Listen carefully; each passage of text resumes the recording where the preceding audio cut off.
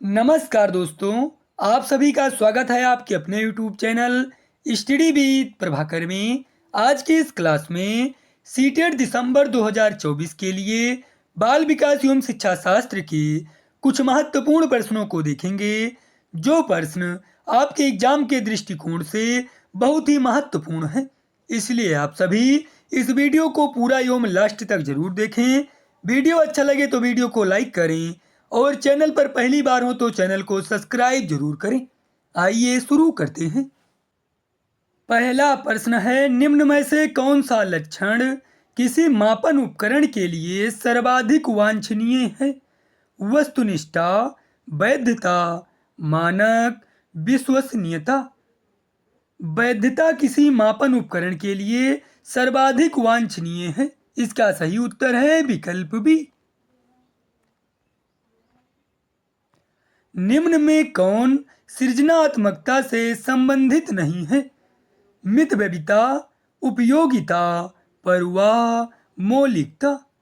मितव्ययिता सृजनात्मकता से संबंधित नहीं है। इसका सही उत्तर है विकल्प ए। 16 पीएफ का प्रयोग किसके मापन हेतु किया जाता है? अभिरुचि, सृजनात्मकता, व्यक्तित्व, दबाव।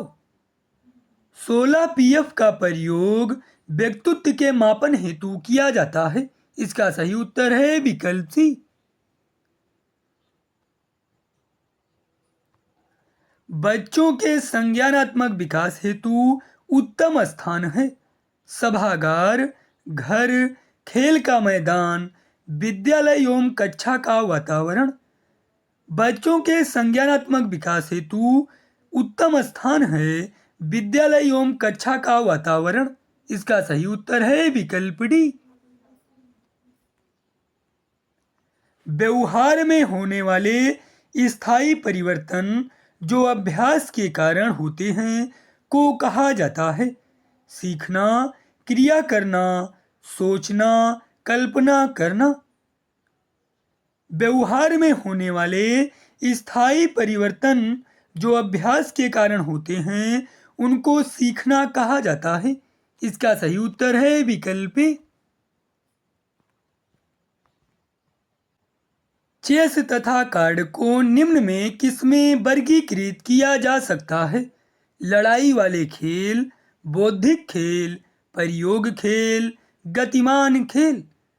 चेस तथा कार्ड को बौद्धिक खेल में वर्गीकृत किया जा सकता है। इसका सही उत्तर है विकल्प बी। निम्नलिखित में से मानसिक विकार के लक्षणों को सभी दर्शाते हैं सिवाय भग्नाशा के, तनाव के, संबंध के, चिंता के।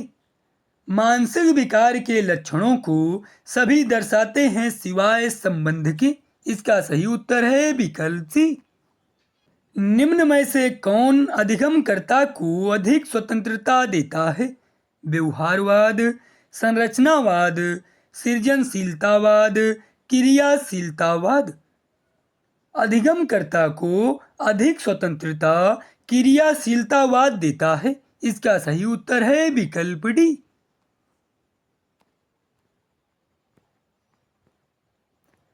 अध्यापन के समय अध्यापक को निम्नलिखित में से किसका सर्वाधिक ध्यान रखना चाहिए? व्यक्तिगत भिन्नता, विषय वस्तु, विद्यार्थियों की आयु, विद्यार्थियों की पारिवारिक पृष्ठभूमि। अध्यापन के समय अध्यापक को व्यक्तिगत भिन्नता का सर्वाधिक ध्यान रखना चाहिए। इसका सही उत्तर है विकल्प ए। निम्न में से कौन शिक्षण कुशलता से संबंधित है? प्रश्नों को हल करना, श्याम पट पर लिखना, प्रश्न पूछना, उपरोक्त सभी। शिक्षण कुशलता से संबंधित हैं प्रश्नों को हल करना, श्याम पट पर लिखना, प्रश्न पूछना। इसका सही उत्तर है विकल्प डी, उपरोक्त सभी। बच्चों के संज्ञानात्मक विकास को सबसे अच्छे तरीके से कहाँ परिभाषित किया जा सकता है? खेल के मैदान में, विद्यालय एवं कक्षा में, ऑडिटोरियम में, गृह में। बच्चों के संज्ञानात्मक विकास को सबसे अच्छे तरीके से विद्यालय एवं कक्षा में परिभाषित किया जा सकता है। इसका सही उत्तर है विकल्प बी। परिवार एक साधन है अनौपचारिक शिक्षा का, गैर औपचारिक शिक्षा का, औपचारिक शिक्षा का, दूरस्थ शिक्षा का। परिवार एक साधन है अनौपचारिक शिक्षा का। इसका सही उत्तर है विकल्प ए। कक्षा में विद्यार्थियों की रुचि बनाए रखने के लिए एक शिक्षक को उचित है चर्चा करना, श्याम पट का प्रयोग करना, प्रश्न पूछना, कहानी कहना। कक्षा में विद्यार्थियों की रुचि बनाए रखने के लिए एक शिक्षक को प्रश्न पूछना चाहिए। इसका सही उत्तर है विकल्प सी। विद्यार्थियों को विद्यालय में खेलना क्यों उचित है? यह शिक्षकों के लिए काम आसान करेगा, या समय बिताने में सहायक होगा, या उन्हें शारीरिक रूप से सशक्त बनाएगा, या सहयोग एवं संतुलन का विकास करेगा। विद्यार्थियों को विद्यालय में खेलना उचित है या सहयोग एवं संतुलन का विकास करेगा। इसका सही उत्तर है विकल्प डी।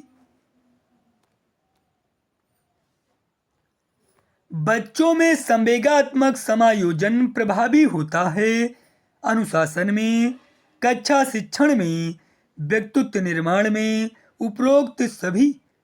बच्चों में संवेगात्मक समायोजन प्रभावी होता है अनुशासन में, कक्षा शिक्षण में, व्यक्तित्व निर्माण में।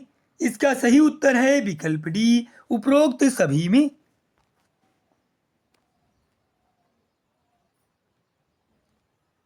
श्याम पट पर लिखते समय सबसे महत्वपूर्ण क्या है? बड़े अक्षरों में लिखना, लेखन में स्पष्टता, अच्छी लिखावट, छोटे अक्षरों में लिखना। श्याम पट पर लिखते समय सबसे महत्वपूर्ण है लेखन में स्पष्टता। इसका सही उत्तर है विकल्प बी।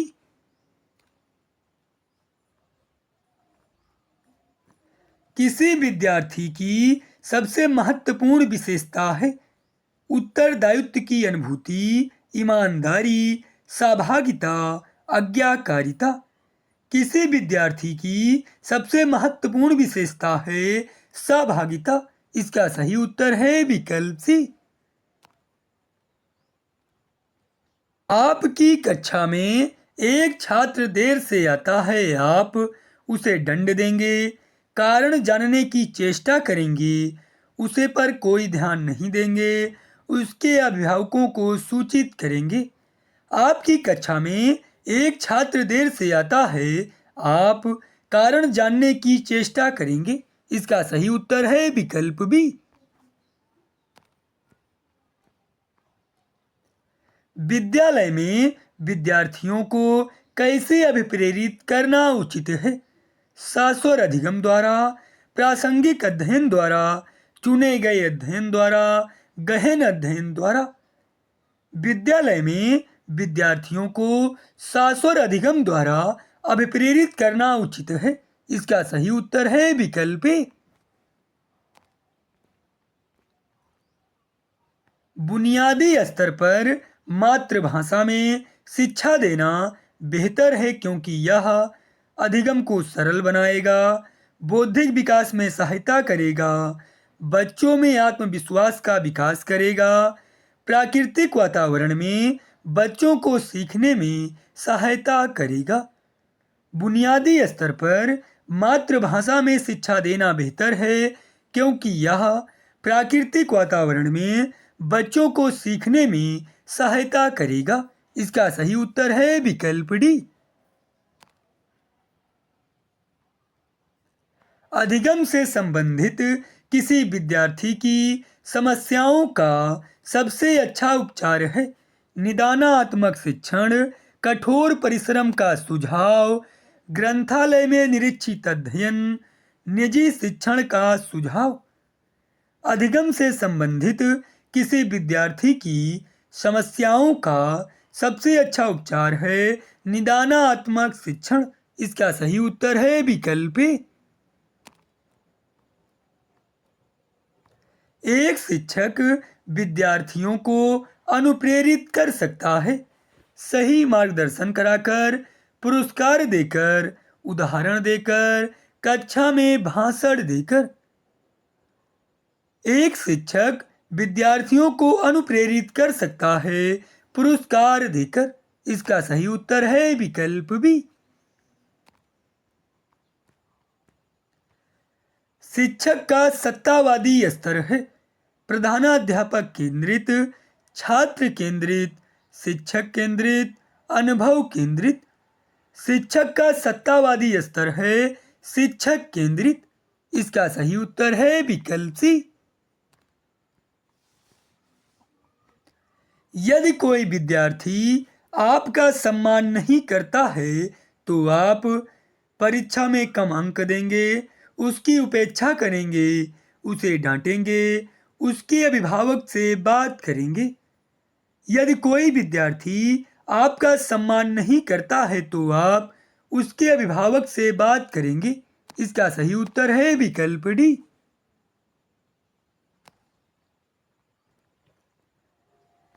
चरित्र का विकास होता है नैतिकता द्वारा, इच्छा शक्ति द्वारा, बर्ताव एवं व्यवहार द्वारा, उपरोक्त सभी के द्वारा। चरित्र का विकास होता है नैतिकता द्वारा, इच्छा शक्ति द्वारा, बर्ताव एवं व्यवहार द्वारा। इसका सही उत्तर है विकल्प डी, उपरोक्त सभी के द्वारा। शिक्षक का बर्ताव होना चाहिए प्रशासनात्मक, आदर्शवादी, शिक्षाप्रद, निदेशात्मक। शिक्षक का बर्ताव आदर्शवादी होना चाहिए। इसका सही उत्तर है विकल्प बी। निम्न में से कौन सा शिक्षण अधिगम का स्तर नहीं है? चिंतनशील स्तर, स्मृति स्तर, विभेदीकरण स्तर, समझ स्तर। विभेदीकरण स्तर शिक्षण अधिगम का स्तर नहीं है। इसका सही उत्तर है विकल्प सी।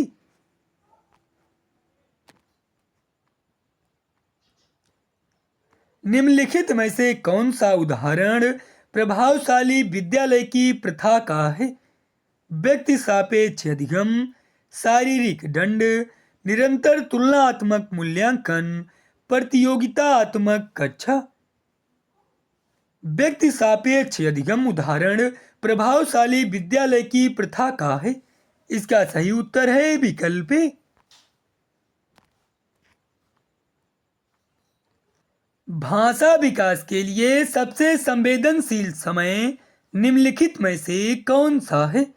मध्य बचपन का समय, जन्म पूर्व का समय, वयस्क अवस्था, प्रारंभिक बचपन का समय। भाषा विकास के लिए सबसे संवेदनशील समय प्रारंभिक बचपन का समय है। इसका सही उत्तर है विकल्प डी। निम्नलिखित में से कौन सा समाजीकरण के गौण वाहक हो सकते हैं? परिवार और पास पड़ोस, विद्यालय और पास पड़ोस, विद्यालय और निकटतम परिवार के सदस्य, परिवार और रिश्तेदार। समाजीकरण के गौण वाहक हो सकते हैं विद्यालय और पास पड़ोस। इसका सही उत्तर है विकल्प बी।